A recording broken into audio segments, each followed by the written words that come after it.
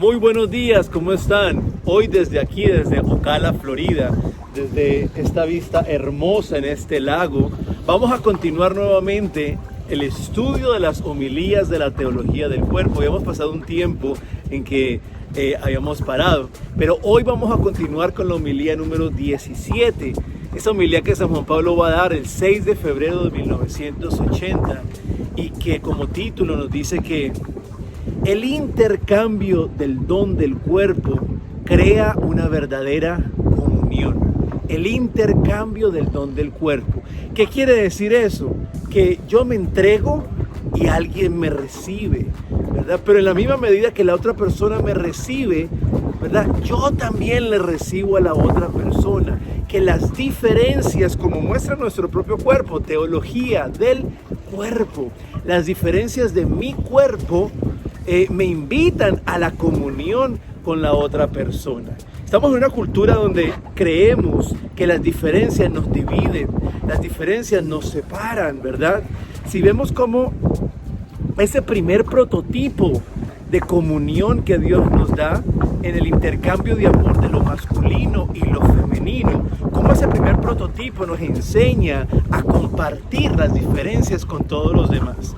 Como si mantenemos ese prototipo de la manera en que Dios nos lo dio, ¿verdad? Dios nos dio el hombre y la mujer y su unión como un signo visible de la realidad invisible que es la comunión de amor entre el Padre y el Hijo y ese amor que es el Espíritu Santo. Y esa comunión de amor busca ese prototipo, crea ese prototipo, nos da ese prototipo en la comunión de lo masculino y lo femenino. Para profundizar en esa comunión, San Juan Pablo II nos va a invitar a meditar primero en la experiencia original, en aquella experiencia que tuvieron nuestros primeros padres en el jardín del Edén, donde vivían en plenitud, ¿verdad? En una felicidad plena, donde sus vidas estaban llenas de propósito, donde su cuerpo era uno con la inteligencia del Espíritu y podían vivir según la manera en que Dios los había creado.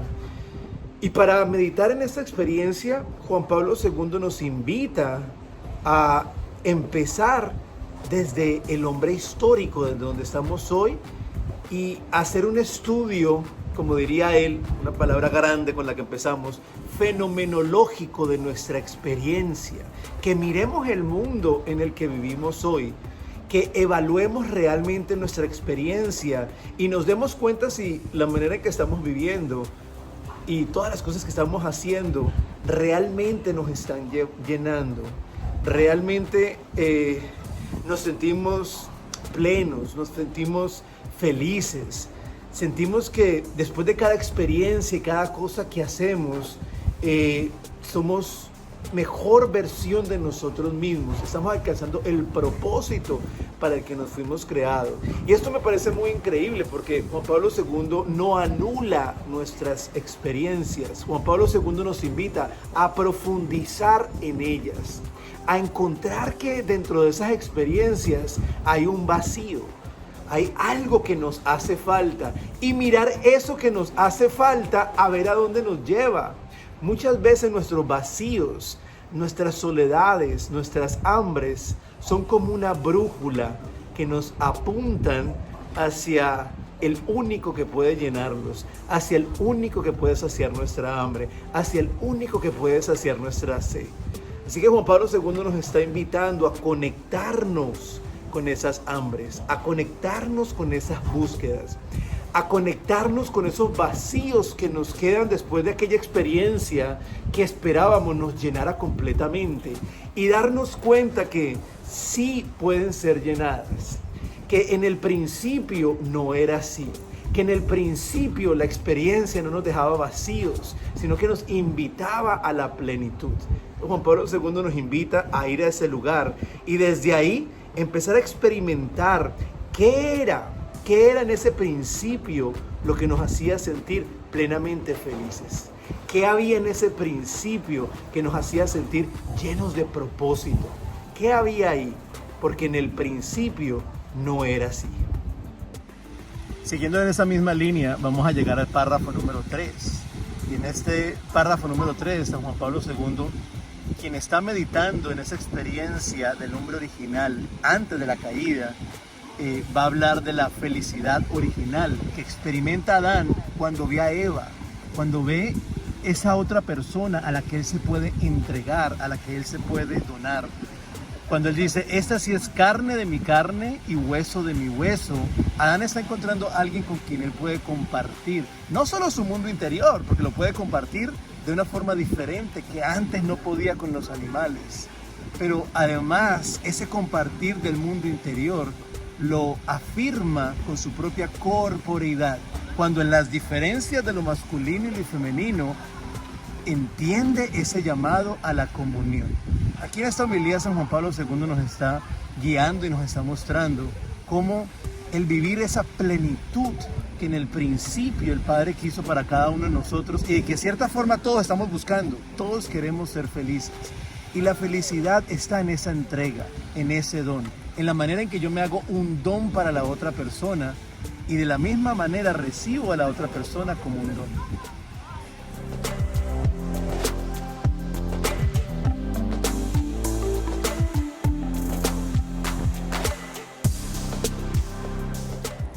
En la actualidad estamos ante una generación que ha perdido completamente el sentido, el propósito de las cosas. Como vemos en la actualidad, todo es relativo.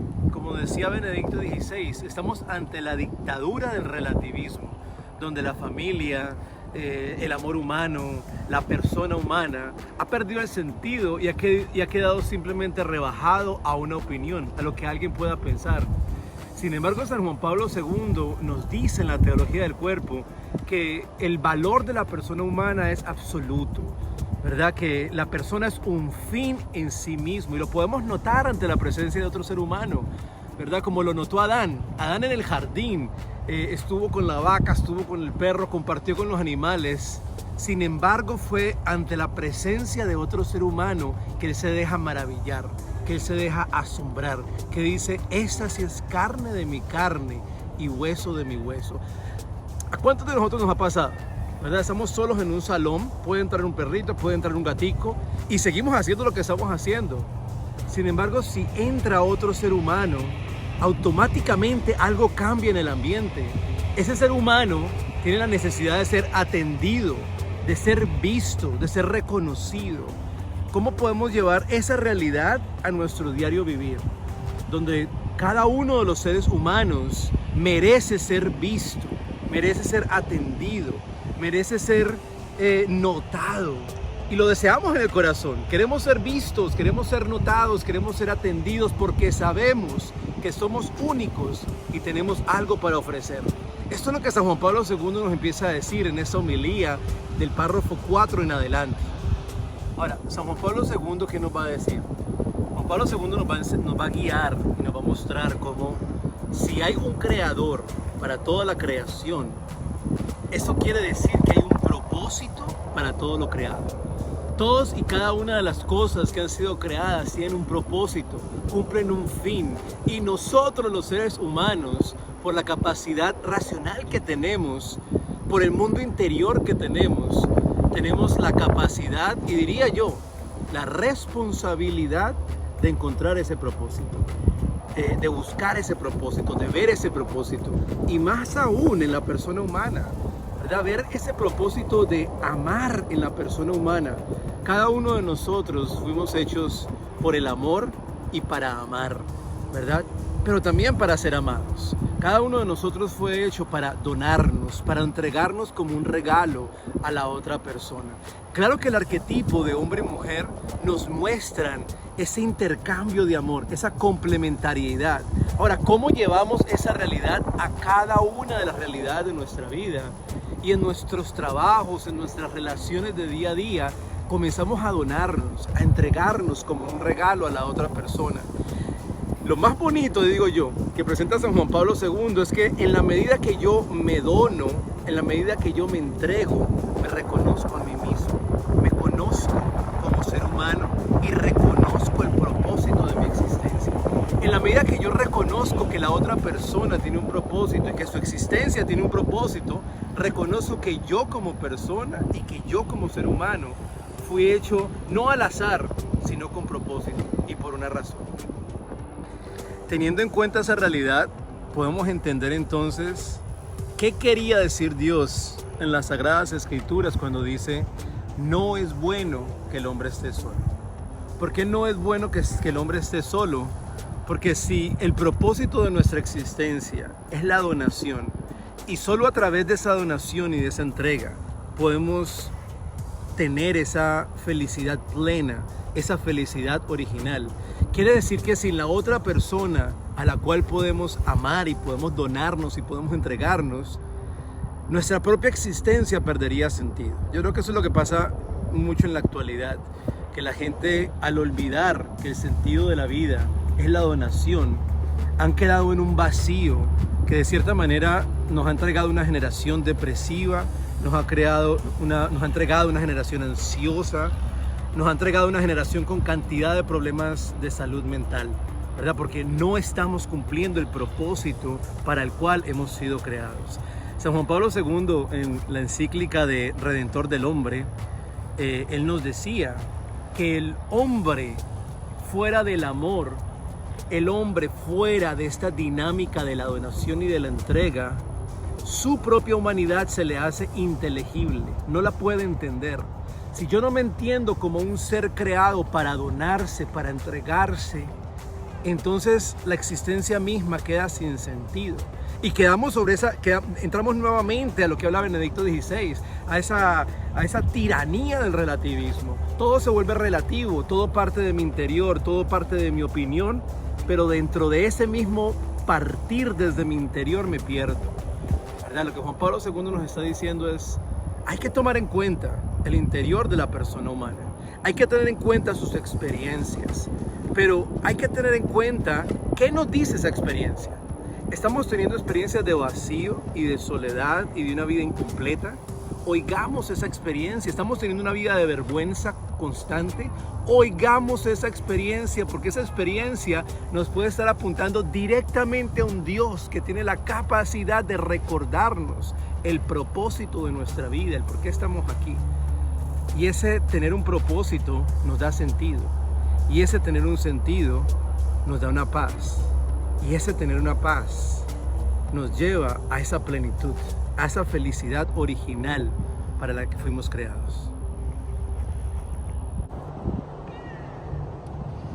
Y vamos a terminar recordando lo que nos decía Aristóteles, que después reafirma Santo Tomás de Aquino, cuando nos dice que la felicidad y el amor es ante todo desear el bien del otro, ¿verdad? Reconocer que el otro es un fin en sí mismo y por lo tanto quiero lo mejor para esa persona. Pero al desear lo mejor para la otra persona, también deseo lo mejor para mí. Y ahí entendemos lo que la Iglesia en su sabiduría, en Gaudium Spes 24, aquella constitución dogmática tan hermosa, nos dice que solamente al entregarnos y al donarnos, todo en la vida cobra sentido. Como diría el mismo Señor Jesús en Juan 15, su felicidad será en mí, mi felicidad será en ustedes y la felicidad será plena. ¿Cuál es esa felicidad que nos enseña Cristo si no es otra que la donación? ¿Qué otra entrega? ¿Qué entrega más grande, hermanos, hermanas? ¿Qué donación más grande que aquella que Jesús nos mostró en la cruz? Donde se entregó totalmente, fielmente, libremente y fructíferamente por el bien y la salvación de cada uno de nosotros. Así que esta homilía es una cosa hermosa en la cual San Juan Pablo II sigue profundizando en esa hermenéutica del regalo, en ese don, ¿verdad? Que soy, que se me dio la vida como un don y que ahora me llama a entregarlo. Y que en la medida en que la entrego me siento más vivo, me siento más pleno, me siento más feliz. Les recuerdo que tenemos el canal en YouTube donde tenemos One Body, Spirit and Mind. Y ahí tenemos todas las homilías, las estamos estudiando, tenemos diferentes temas. También tenemos One Body, Spirit and Mind en Instagram y en Facebook para que nos sigan. Y juntos sigamos creciendo en este hermoso mensaje tan necesario para un mundo que ha olvidado la dignidad de la persona humana.